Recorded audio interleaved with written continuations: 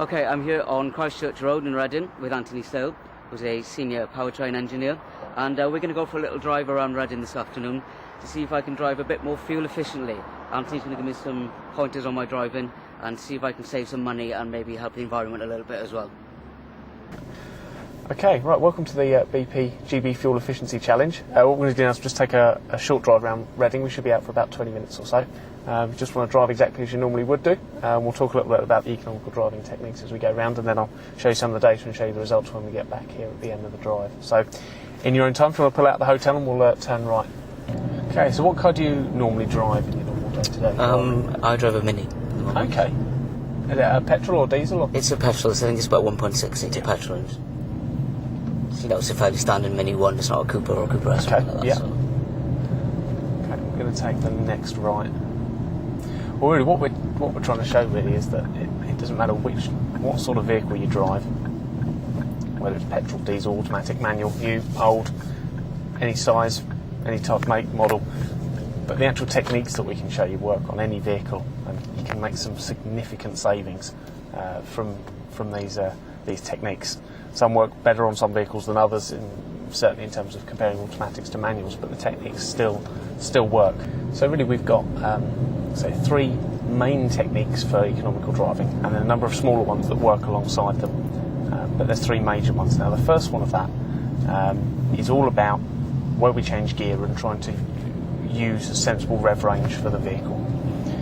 Modern day diesels now have got so much torque low down in the rev range, they don't really need to go beyond about 2,000 RPM. So what we're trying to do with this vehicle is every time we approach 2,000 RPM, just as we reach it, change into the next gear. The revs will drop to around 1,200-1,300 RPM, which is just enough that we can tread in and pull away again without the engine labouring. For petrol vehicles, the torque comes in later in the rev range for the engine, so it's actually a slightly wider band we need and slightly higher up the rev range. So what we're actually looking to do is change gear at around 2,500, and the rev shouldn't really drop below around 1,500. And that's about right for a petrol vehicle. So what we're saying is basically that changing gear sooner. Yeah, really, what we need to do, we need to make sure that we can change gear earlier, but not so early that we then labour the engine. So yes. It's important to get to a high gear, but to get there sensibly. So that's the first idea of trying to change gear at the right point. Now the second point is actually all about acceleration. You can either be really gentle with the car, or you can be really aggressive with the car. Depending on whether you're in a hurry or not. So yeah, and there's part of that, but we'll come on to actually in terms of speed and time a little bit later. And in fact, if you're aggressive on the throttle, you'll use about 3 times more fuel than you need to when you accelerate gently. So that is as much as 3 times the amount when you accelerate harshly. Mm. So what we try and do is be nice and gentle on the throttle. The best way I like to think of it is that you've got an egg on the throttle pedal, and when you press down, you're pressing on that egg. So you want to accelerate, but you don't want to break the egg. So you're just really, really gentle. And in fact, you only need to use the first 20-25% of the throttle travel to actually get us to 2,000 RPM at a sensible speed. Mm-hmm. So it's all about just being nice and light. The final technique then is actually the idea of, now that we've actually got this acceleration, we've got the momentum, we want to keep it. We don't really want to have to come to a standstill and accelerate again. And it's actually all about trying to manage that momentum in a sensible and safe way. The idea of coasting in gear is that you've got the momentum of the vehicle and the vehicle's rolling along.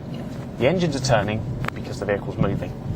The engine, because you've still got it the wheels, because you've still got it moving and in gear, is connected to the engine via the gearbox, and it's actually the wheels turning round that's turning the engine over, right, not the other way round. Because of that, the engine doesn't need fuel, so it doesn't inject any fuel.